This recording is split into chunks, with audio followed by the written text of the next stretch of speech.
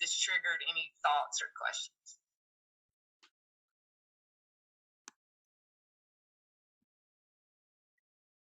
Thank you, Lars.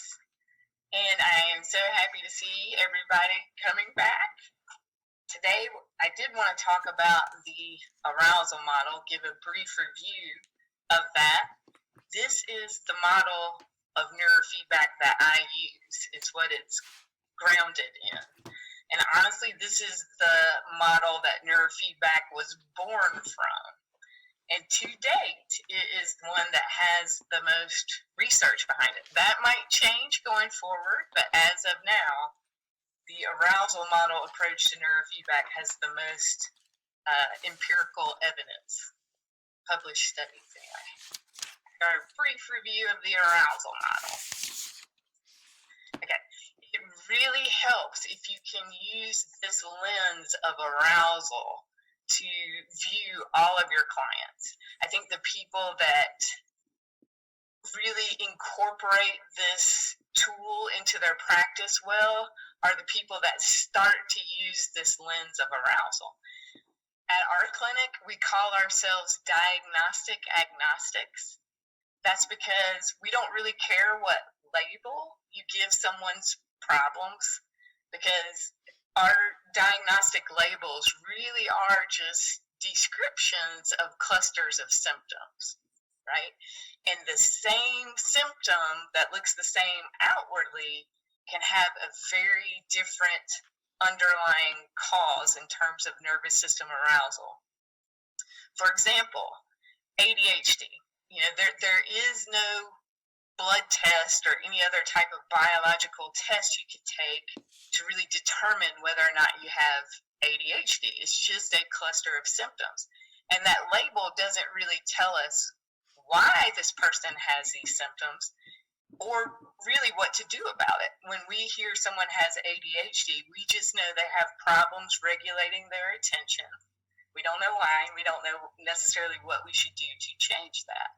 Now, prescribers hear ADHD and they think, oh, well, we need to give this person a stimulant.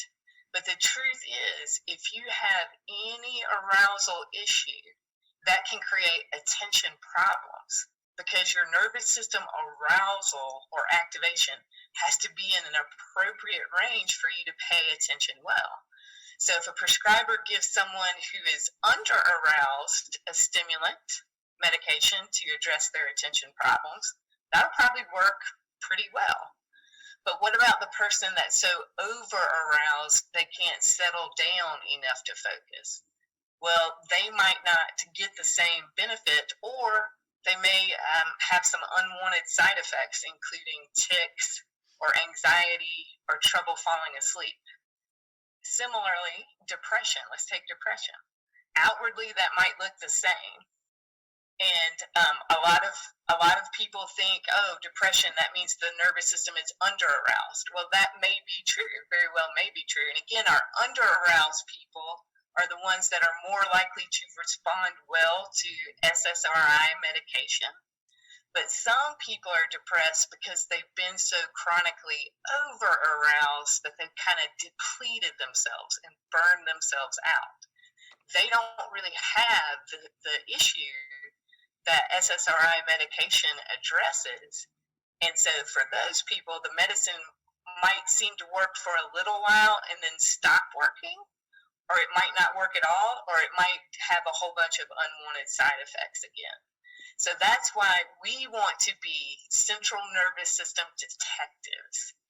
We want to take all the clues we can find in terms of the person's history, their past and current symptoms, and what their EEG can tell us about what is the underlying arousal issue that's contributing to their problems. And when I say this word arousal, what am I really talking about? The arousal is a fancy word for nervous system activation. And our nervous system activation is achieved by a balance between excitation and inhibition. And when you look, and certainly this arousal is on a continuum. When you look at this slide, you can see that if you get too inhibited, you can die. So this would be like rock stars that drink themselves to death and they depress their central nervous system to the point where it stops working. On the flip side, you could get so over aroused and excited to the point where your blood pressure got so high that you could have a stroke or a heart attack and die. Of course, we want to avoid either extreme of that arousal continuum for as long as possible. Most of us aren't working with people in comas, although Margaret Ayers did use neurofeedback successfully to help bring people out of comas. But for the rest of us, we're usually working with people in that middle range of excitation and inhibition balance between sleep and wakefulness. Okay, and arousal has been really important to psychologists for a long time. You know, psychology is a soft science, which I kind of like about it. But what that means is we don't have a whole bunch of laws, but we do have a couple. And the Yerkes-Dodson law is one of the laws of psychology that we're really proud of because it has never been disproven. And I also like that neurofeedback incorporates this law. So what the Yerkes-Dodson law says is that the quality of someone's performance will increase as their nervous system arousal or activation increases up to a point. And then if their nervous system arousal continues to go up, their performance is going to decline. Okay, and I'm sure we all have examples of this in our everyday life, but let's just take a math test as an example. So you're not going to so now you can see how if you have too much inhibition, like if you depress your nervous system too far down, you could die. Your nervous system could stop working and you could die. If your arousal got too high, you could get so overactivated, overexcited that you could also die. So we want to avoid that for as long as possible, and we want to stay within that good balance of excitation and inhibition, which is what we as neurofeedback providers are going to be working with.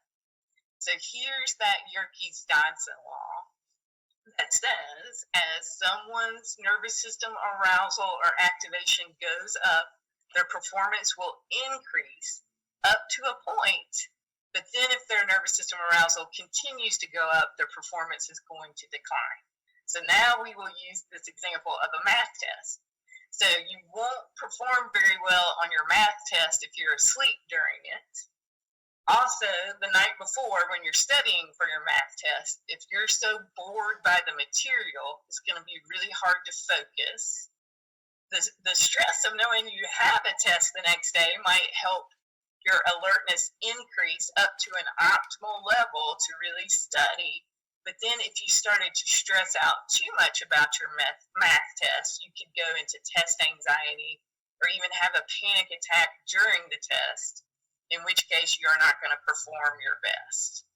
Okay, so arousal is kind of like the Goldilocks principle, where you don't want your arousal to be too low, you don't want your arousal to be too high, you really want your arousal to be just right for the task at hand. And depending on what the task is, the optimal EEG recipe may change, but no matter what, if your arousal is too high or too low for the task at hand, you won't perform optimally. So the brain is also organized around the Goldilocks principle. And I just want to stress that there is no good or bad brain waves. We need all our different brain waves all the time, and our brains are making all these different brain waves all the time. Problems come in when the proportions are not optimal or are not good for what you're trying to do. So this slide is just to show that you can have, there is no good or bad brainwave. You can have too much or too little of any brainwave that we're talking about. So if you have too little delta, you're not going to sleep very well. If you have too much delta, you can be depressed or sluggish. If you have just the right amount of delta, you're going to get good restful sleep. If you have too little theta, you can be kind of robotic, kind of like, what's his name, Sheldon Cooper, maybe, on Big Bang Theory. If you have too much theta, you can be really foggy or daydreamy. If you have the right amount of theta, you will be intuitive and creative. If you have too little alpha, you can be exhausted and tired all the time. If you have too much alpha, you can actually be anxious or hypervigilant. That will make more sense later when we talk about alpha in a little more detail in a later class. But also, it might help you to kind of make sense of it when you know cannabis actually increases alpha amplitudes. And some people get really paranoid or anxious when they smoke pot or use THC, right? But if you have just the right amount of alpha, you'll be nice and calm and relaxed. SMR, and just as a reminder, true SMR is really only produced on the sensory motor strip.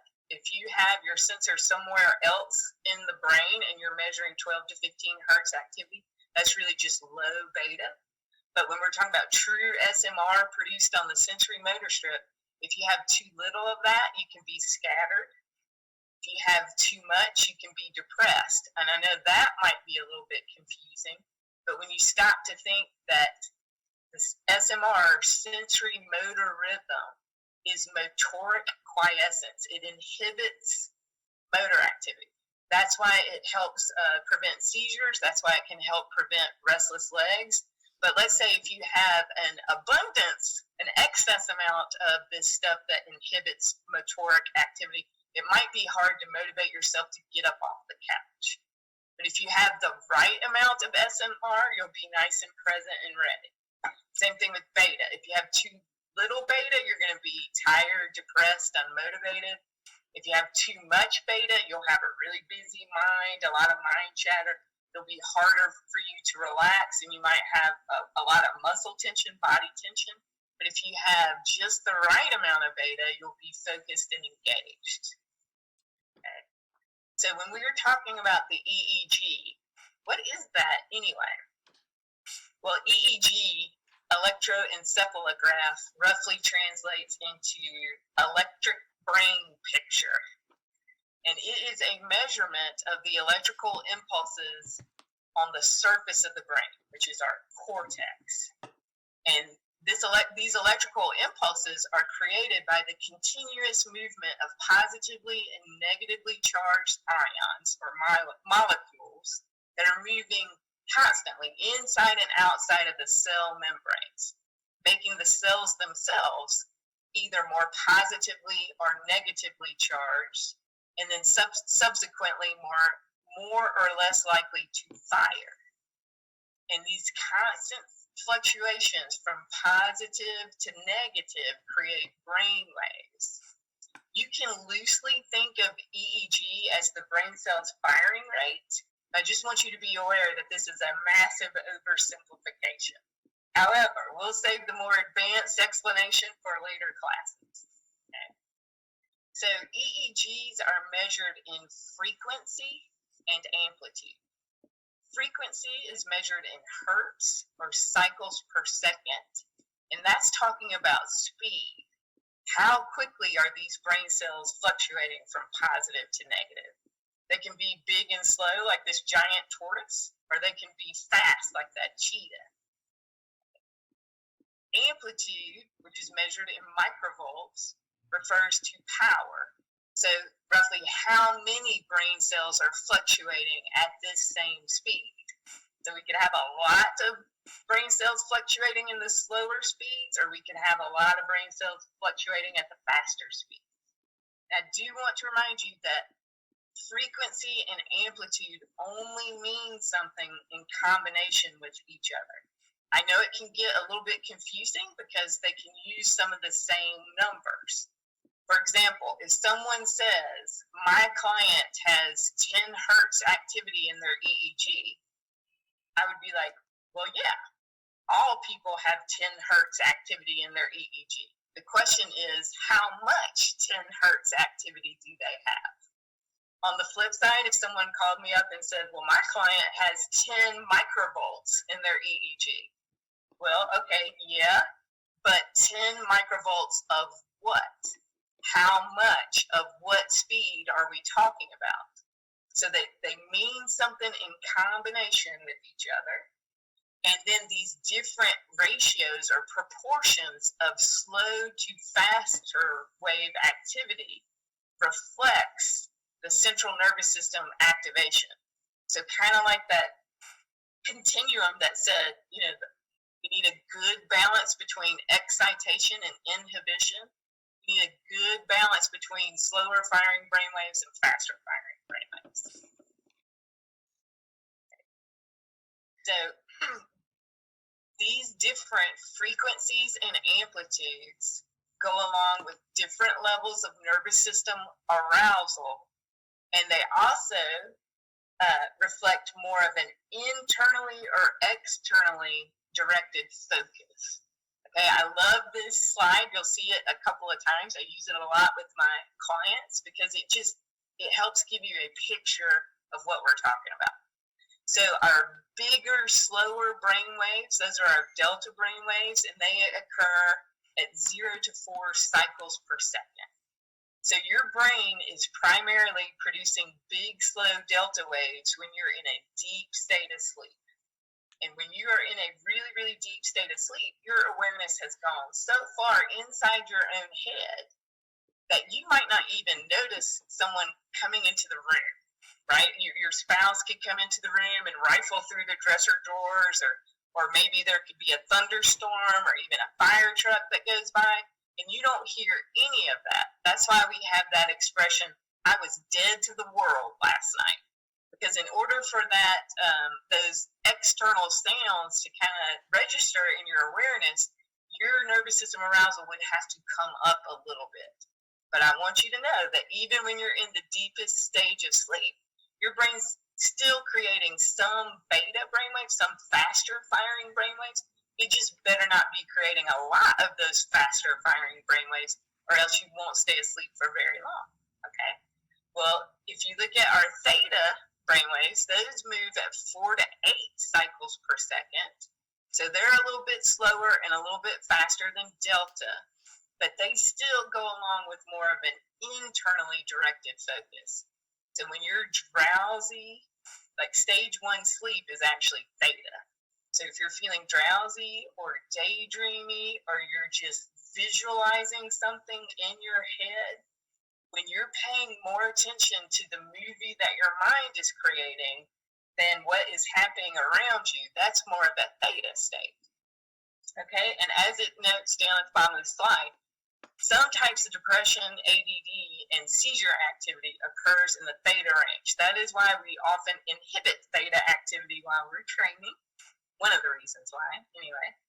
So if we keep moving up our arousal continuum, we're going to hit alpha. So alpha is smaller and faster than theta. They're moving at 8 to 12 cycles per second. And you can see that's kind of rhythmic activity.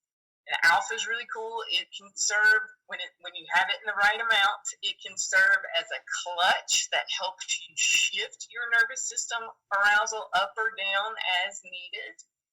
Also, long-term meditators tend to have more synchronous alpha. But it is the perfect balance point between inner and outer awareness. So it's like a nice open focus. So if you could imagine sitting at a sidewalk cafe where you're just people watching, that would be more of an alpha state where all the sights and sounds and smells and colors that are going by are all kind of coming in with equal value. If you're just kind of floating in the present moment, enjoying it, right? It's more of a relaxed focus. But let's say someone you know walked up to you from the sidewalk. They walk up, your friend, and they say, hey, how are you doing? Well, you would have to narrow your focus a little bit and kind of filter out some of the surrounding sights and sounds, or else your friend would think you're kind of rude and you're kind of ignoring them, right? So if they started talking to you, you would have to have more of a calm external focus. And I hope most of you are in kind of that range right now, because being in a 12 to 15, primarily 12 to 15 hertz range, that's a really good state to be in if you want to take in information from your environment. It's a calm external focus. Well, then let's say your friend said, hey, I have this problem I want to run by you. I'd really like to get your suggestions about this situation that's happening. Well, then you would have to narrow your focus even more to do some active thinking or problem solving. So that would be more like the 15 to 18 hertz regular beta. You'll also hear that referred to as mid beta. And that's really good to do active thinking or problem solving. And then hopefully the minute you were done with that active thinking or problem solving, you could go right back to enjoying the present moment, or back to that 12 to 15 hertz range if you're still talking to your friend. And then we get up, so if we move past the 15 to 18, we get into the higher frequency betas or faster frequency betas. And those go along with excitement. And what's interesting is whether you're excited for a good reason or a not so good reason, those brainwaves look the same physiologically, but how you interpret them decide how you feel. So if you're excited because you just won the lottery, you'd be cranking out a whole bunch of 22 to 36 hertz activity. But if you woke up in the middle of the night with the sound of someone breaking into your window, you'd also have a whole bunch of 22 to 36 hertz activity, and you would feel very differently about that. But whether you're excited for a good or a bad reason, if you stay excited for too long, it's tiring, right? So, because what goes up must come down. So when things are working well, your central nervous system can just smoothly and flexibly shift your level of arousal to match the task you're trying to do. And during a 24-hour period, we hope that all our clients and ourselves have full access to this range of arousal states. We want to get down into a deep restorative sleep. We want to have times where we can just daydream or be creative, visualize things. We want to be able to enjoy the present moment. We want to be able to know what's going on around us, to do some active problem solving, and we want to have at least a little bit of excitement in our lives. But for a lot of our clients, they can get stuck on one end of this arousal continuum or another. So people with under-arousal issues, they tend to spend too much time on the lower end of the arousal continuum. People with over-arousal tend to spend too much time on the higher side of the arousal continuum. If you have unstable arousal, your nervous system kind of flip-flops between now I'm over-aroused, now I'm under-aroused. Now I'm over-aroused, now I'm under-aroused. And if you have disordered arousal, that is where you have entire brain areas that are operating at different speeds. And usually it's going to be your survival centers are really, really over-aroused.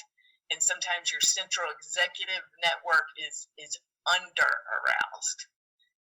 Okay, so if we're using driving analogies, our over-aroused people kind of speed past the gas stations. They speed everywhere they go. Our under-aroused people might have an engine that's not firing on all cylinders, or they're trying to drive up a steep hill with their emergency or parking brake engaged, and they don't really realize it. Our unstable arousal people kind of have a faulty cruise control. If you've ever driven a car with a faulty cruise control, you know it speeds up or slows down when you don't want it to, but it has a hard time maintaining that speed that you really wanted it to stay set at. Okay, and our disordered arousal, that would be like you're trying to drive a car where one wheel of the car is operating at a completely different speed than the other wheels. As you can imagine, that might make that your car kind of unstable on the road and hard to control. But here are four main categories of arousal issues, which we just talked about: under-arousal, over-arousal, unstable arousal, and disordered arousal. Now, if you came through our introductory course, We didn't really talk about neurofeedback training protocols for disordered arousal clients, but we will be talking about that in this class because there's some special for both your unstable arousal clients and disordered arousal clients. There are some special precautions we need to take with our training protocols so that we don't accidentally destabilize them. But if you get lucky and you just have someone that's spending too much time on the high end of the arousal continuum, we're going to work on calming them down. And if you have someone that's spending too much time on the low end of the arousal continuum, we're going to work on waking those brain cells up. Okay. So let's just go through some of the typical problems associated with these different arousal categories. So our under-aroused people, kind of like Eeyore, common problems that go along with under-arousal are depression. However, we know that there can be some other things that go into depression, like we just talked about, but we're looking more at a cluster of symptoms to determine whether or not someone's under or over-aroused. So depression can go along with nervous system under-arousal. You can have low motivation. You can have attention problems, poor concentration, feel foggy or daydreamy.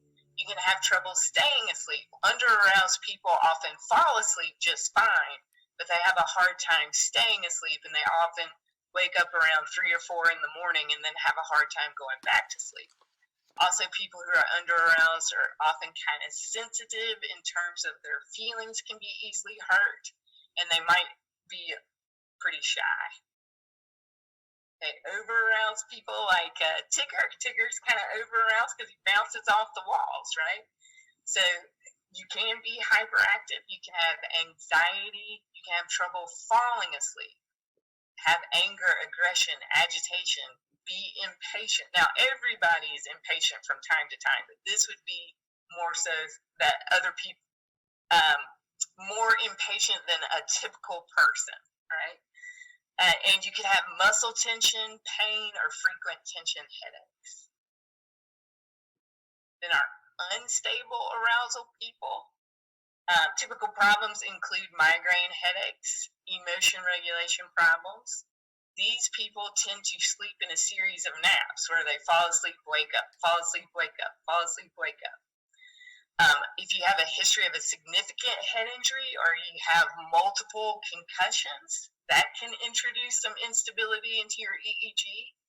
Oftentimes, people with unstable arousal have relationship problems because their moods are constantly shifting and changing with little, or they can. Not everyone that has an unstable EEG has emotion regulation problems, but sometimes this does go along with instability, where their mood can suddenly shift without really an identifiable trigger. And that can make relationships kind of hard because their behavior can be unpredictable. PMS symptoms are also considered an unstable arousal category. And our unstable people are just highly sensitive or reactive to really small internal or external shifts. Also, the history of sleepwalking, nightmares, night sweats, that goes along with unstable arousal. And then disordered arousal. The typical problems with disordered arousal are early childhood trauma, autistic spectrum disorders, developmental disabilities or delays, explosive anger issues, dysregulated attachment, and substance abuse. And I have that starred because I want to be clear. Everybody that has substance abuse problems doesn't have disordered arousal by any means. It's just people with early childhood trauma, people on the autistic spectrum. They're just at high risk of developing substance abuse problems because their lives are often painful and complicated. But the good news is, one more thing I wanted to talk about. For the longest time, for really only 3 main categories of arousal: over, under, and unstable. My colleague and mentor, Ed Hamlin, is the one that kind of figured out that there's this extra arousal category that's disordered arousal. And how that came about was he was giving a talk down in Florida about quantitative EEGs. And there was a man in the audience that worked with reactive attachment disorder kids. I put that in air quotes because I really think of them as developmental trauma kids. But a lot of these kids that had come from Russian orphanages where they were just warehoused and not held or responded to in a way that a child needs to be responded to. So anyway, there was this contingent of people that had adopted these kids from Russian orphanages, and they had a whole bunch of problems. He was in the audience while he was listening to Ed talk about quantitative EEG and how that can help you figure out what's going on with somebody and how you could best address that through neurofeedback. He got really excited, and he said, this is exactly what these people that I'm working with have been looking for. And I know they will want to come and get these quantitative EEGs for you. Will you do them for them? And Ed was like, well, sure, but it doesn't seem really practical because we're down in Florida right now, but I practice in North Carolina. And this guy said, oh, these people will come because they were desperate. These kids had been so traumatized that they were kind of in a kill or be killed mentality. And a lot of these parents had to install locks on their own bedroom doors to lock their own children out because they were afraid of them. So these people were really highly motivated to come seek help. So every so often, some of these people would come up from Florida, and Ed would do the quantitative EEGs on them, and then he would just go about his regular business, and then there'd be, some gaps in between people coming. But and he would look at these brain maps and he would say, well, okay, these aren't totally over-aroused maps. They're not totally under-aroused maps. So the only other choice I have is unstable arousal. So he was putting everybody into this unstable category. But we also send a big questionnaire out with all our people that get quantitative EEGs. And at the end of this questionnaire, there's an item that says, please, is there anything else about your child that we haven't asked about that you think we should know? By about the fifth time, Ed saw some parent, these were different parents, write in some version of my child shows no remorse. He started thinking, what's going on here? So what he did was he took all these quantitative EEGs and laid them out on a long conference table. And he was trying to really look to see what is the commonality between them. And like I said before, they weren't really over-aroused, they weren't really under-aroused, but they didn't fit into a clear category. So at that time, there weren't that many people doing quantitative EEGs, and Ed knew most of them. So he called up everyone he knew that was doing quantitative EEGs, and he said, listen, do you ever see this type of pattern with the people that you do brain maps on? Most people said no, but 2 people said yes, and they were the people that specialize with autistic spectrum disorders. So that's when Ed figured out, okay, there's really this 4th category of arousal that's disordered arousal, where some brain areas are wildly overactivated and some brain areas are underactivated simultaneously. And just to reiterate, that is different than unstable arousal, because with unstable arousal, the entire nervous system is kind of flip-flopping between being over-aroused and under-aroused. And of course, true bipolar disorder would be a prime example of that. There's periods of time where the person is in a wildly activated manic state, and there's periods of time where they're in a very depressed state. So just wanted to make that distinction clear. But the good news is, if your nervous system has any of these arousal issues, you can learn to correct them through neurofeedback. Okay, and neurofeedback, lots of times people ask, what is the difference between biofeedback and neurofeedback? But there really isn't a difference, because biofeedback is the bigger umbrella term And neurofeedback is just a special type of biofeedback, which is brainwave biofeedback, right? So biofeedback refers to the process by which you can get more conscious influence over processes that your nervous system usually just automatically takes care of for you outside of your conscious awareness. So things like hand temperature training, galvanic skin response, EMG, muscle tension, heart rate variability training. Okay, so this slide is a picture of someone doing heart rate variability training, and it illustrates the process of biofeedback. So when you're doing biofeedback, you take some measurement of the physiological process that you're trying to change. So here it's heart rate variability. That's fed into this biofeedback device that then reflects that information to the person in form of an audio visual display and feeds it back to the person so that they can learn to influence this better. Because when you become aware of something, you have a greater ability to change it. I always give this example because it happens to me a lot. So like if I eat a salad for lunch, I can end up with having a big clump of spinach between my two front teeth. If no one tells me and I never go to the bathroom and look in the mirror, I'm going to walk around with that big clump of spinach in my teeth all day long, right? But as soon as I look in the mirror and I see that spinach, I can do something to get rid of it or to change it. Okay, and the other really important thing about this slide is that you can see that so far this is a pretty passive process. So just things are getting measured and reflected back to the person. Really, the only active ingredient in this process is the person's intention. What are they trying to do? What are they trying to change? So within the biofeedback session, the person needs to know what they're trying to accomplish. Are they trying to increase their heart rate variability? Are they trying to increase their hand temperature? Are they trying to decrease their slow wave activity or increase their alpha amplitude?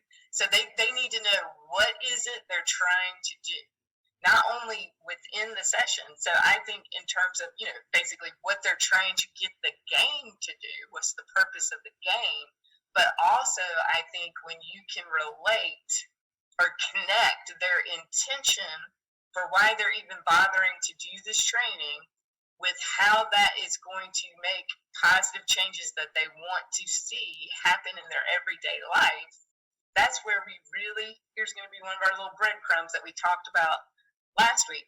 That's going to be engaging their salience network. Because if you can recruit their intentionality, then they're going to be more likely to get out of their default mode, which is active when we're not actively engaged in a task. That's when you're just being passive. But you have to engage your salience network to get into your central executive network and really pay attention to things. So this process of engaging people's intentionality can be different when you're working with kids versus when you're working with adults, but it's important either way. And we'll talk more about strategies for motivating kids when we get to coaching strategies.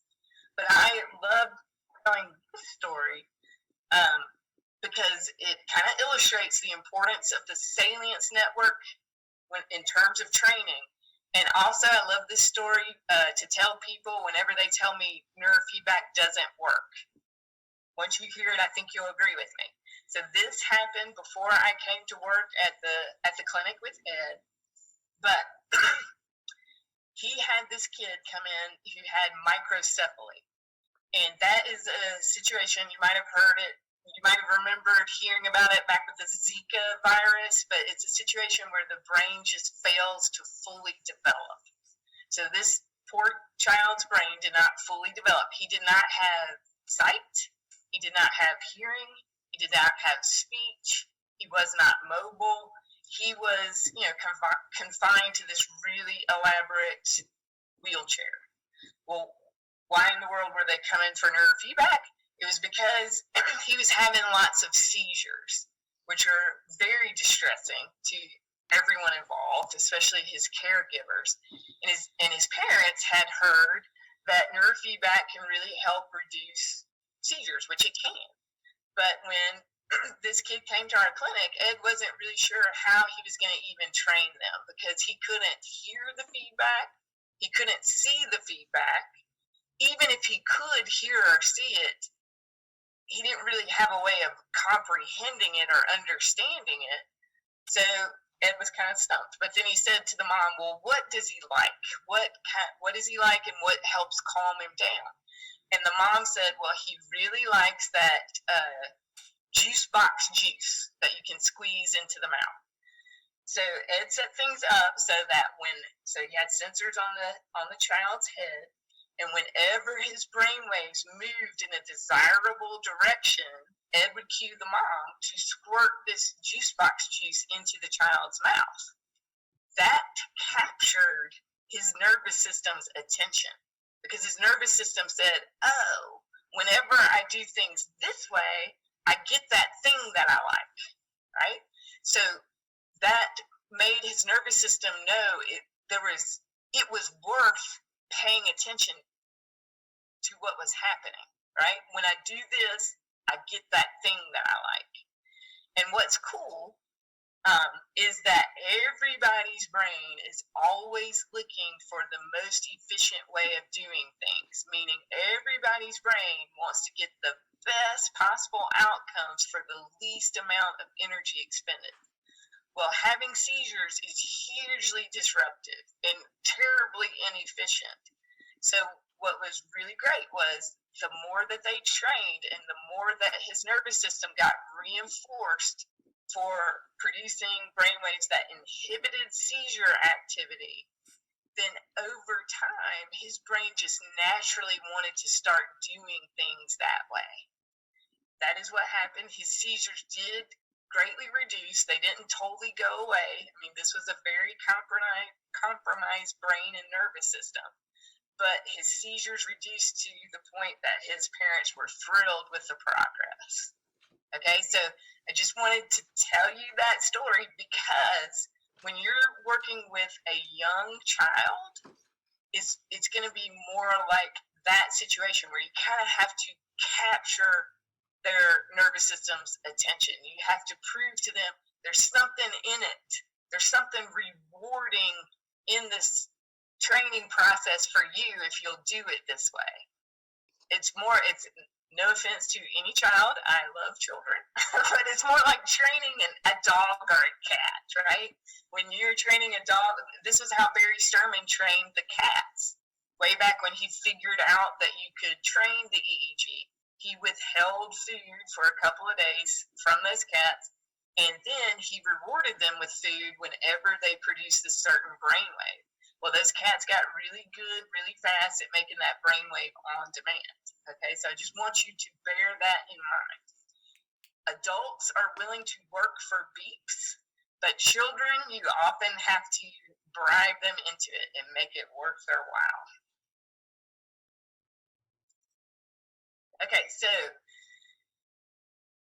what I'm hoping you are noticing is that healthy arousal and attention regulation go hand in hand, and what helps us regulate our arousal and regulate our attention is when our EEG is both flexible and stable. We need it to be able to shift up or down according to whatever task we're trying to do. We also need it to be able to hold its level of arousal until the task is completed. So we want to be able to fall asleep and stay asleep. We want to be able to be alert enough to start our homework and finish our homework. As we said before, we want to be able to move from deep restorative sleep all the way up to excitement and back again. There are certainly times where we need an inner focus so that we can know what's going on with us. There are times we need an outer focus where we can tune into what's happening around us. And there's times we need to be able to focus on other people. Inner, outer, other. So some of us are really good at one or two of those, but not so good at the other. I don't really love the word codependent, possibly because it could be applied to me, but also because I just think of codependent as people as being really other focused, right? If you ask a quote unquote codependent person how they're doing, they might tell you how everyone in their family is doing because that's where their focus is. And they might not even really have a clear idea of how they're doing because they're always so worried about how everyone else is doing. Or someone like my sister, don't tell her I'm telling you this, but with good reason, my sister is kind of stuck in an inner focus. She had to have some really painful medical procedures when she was 2 years old. That can be enough to kind of trigger developmental trauma, right? Because this little 2-year-old has no real idea why they're having to do this stuff that's just painful and scary and distressing, right? But because of that, she kind of gets stuck. She's a wonderful person. She would give you the shirt off her back if she knew you needed it. She just might not be tuned in enough to know that you needed it. I've hung out with her and her family, and so she'll be blissfully unaware of what's going on with her kids. It doesn't even seem to register. It's not that she's a bad person. It's not that she's a bad parent. She really loves her kids, and when she is focused on what's happening, she's a great parent. But sometimes she's just so stuck inside her own head and kind of wrapped up in her own problems and wrapped up in her own pain. She doesn't even register what's going on with them. Luckily, she married a man that has a very strong outer focus and other focus, so it works out really well. But we want to be able to shift between inner, outer, and other as needed. Also, there are times where we need a nice open focus where we can see the bigger picture, and we need a nice narrow focus where we can really hone in on the problem at hand. Shifting between open and more narrow focuses, that's often really important for athletes as well. And the good news is all of this stuff can improve with practice.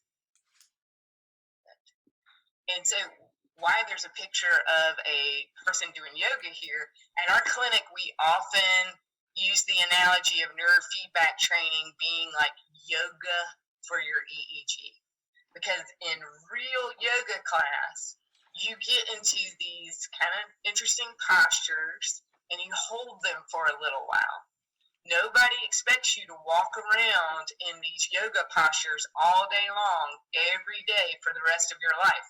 But getting into these different postures and holding them for a little while improves the flexibility and stability of your body, of your muscles.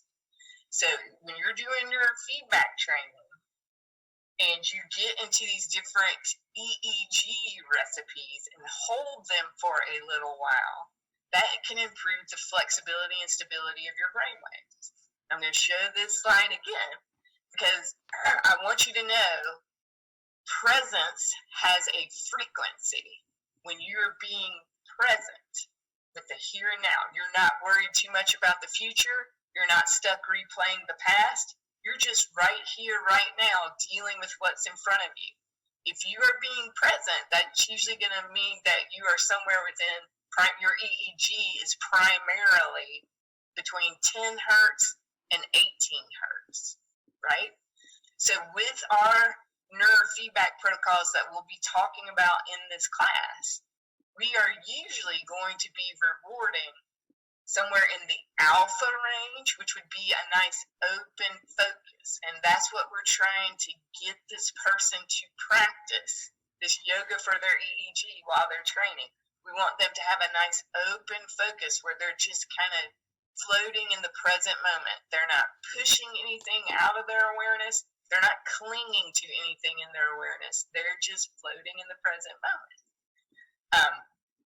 Or we might, if we're doing right, so usually and we're going to talk more about this, usually if you're using an alpha reward, you're going to be working in the back of the head because that is where alpha is supposed to live.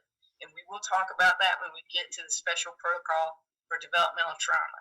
But let's say you're working on the right side with a right side training protocol like C4 minus A2. Well, then if you're rewarding 12 to 15, the yoga EEG posture we're trying to cultivate is more of a calm external focus, where you're awake and alert, but you're the flashlight of your awareness, your voluntary attention network is focused outside of your own thoughts. Okay, and then if you were doing left side training protocol like C3 minus A1 because you wanted to activate someone, that's more of an engaged focus. That's the EEG yoga posture we're working on there. More engaged external focus. And no matter which protocol we're using, we're always going to be inhibiting the stuff that's too slow. And we're always going to be inhibiting the stuff that's too fast because we want fewer brain cells firing at the too slow or too fast range and more brain cells firing in that just right speed for whichever reward frequency we're using with our training protocol. And I hope that is making sense. And I know I've talked a lot, and I wanted to just open it up for any questions anybody has, if this triggered any thoughts or questions.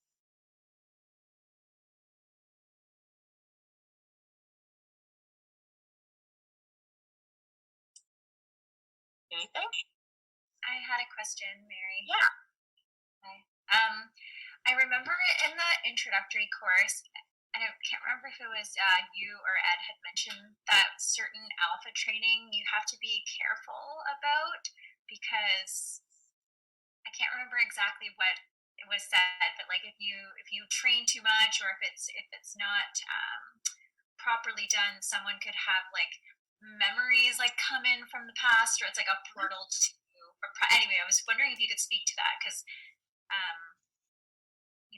Just to avoid that in the future. Yes, well, we are going to talk more about that when we talk. So her question was, she had heard that it can be dangerous to reward alpha with people that have painful memories because if they bring their alpha amplitude up, they could be flooded by some of these painful memories. That is 100% true.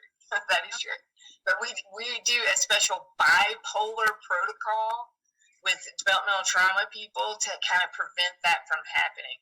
But you are right. Alpha activity is like the gateway between the conscious and the subconscious. And some people that have been through really traumatic experiences, they slam that gate shut. And so they don't have very much alpha, right? But it takes a lot of energy to keep that gate shut. And not only does it keep the negative out, it can also sometimes keep the positive out as well. But we don't want that gate to be thrown wide open, right? Because if the gate gets thrown wide open, you could get flooded with things. So we want a well-oiled gate that can open and shut appropriately. And so the protocol that we'll be talking about kind of helps with that. Helps get the alpha up without it becoming overwhelming. So, yes. Okay. I had one other question. Besides like serious developmental trauma, are there other conditions that you'd want to be careful with regards to alpha training?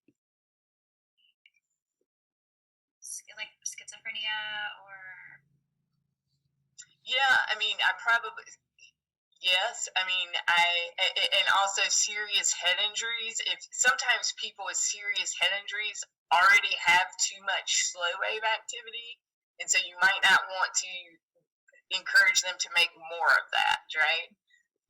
And by the way, anything 10 hertz and below is considered slow wave activity, right? So yes, so people with head injuries, people that have, and you absolutely can do alpha up training with people who have been traumatized. You can use alpha theta training with people who have been traumatized.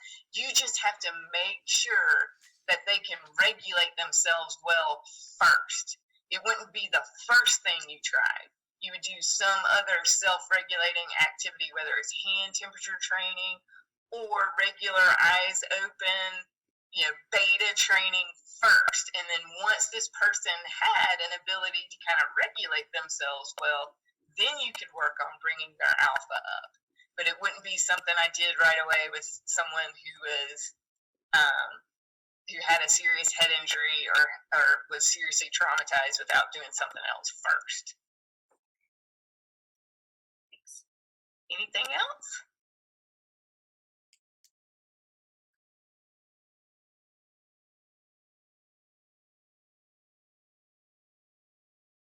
And I hope it is becoming clear. And I mean, it will with repetition. That it really is the combination or the relationship or the proportions between these slower brain waves and faster brain waves that reflect someone's current level of nervous system activation. And by shifting the proportions of brain cells firing at the slower range versus the faster range, you can alter someone's level of arousal. They can learn to alter their own level of arousal by changing the rate and combination of their brain cells firing patterns. And basically that's what we're doing with neurofeedback training. Any other questions? Trying to look at somebody asked about seeing the videos from the training. The first video is up on the eglearn.com website.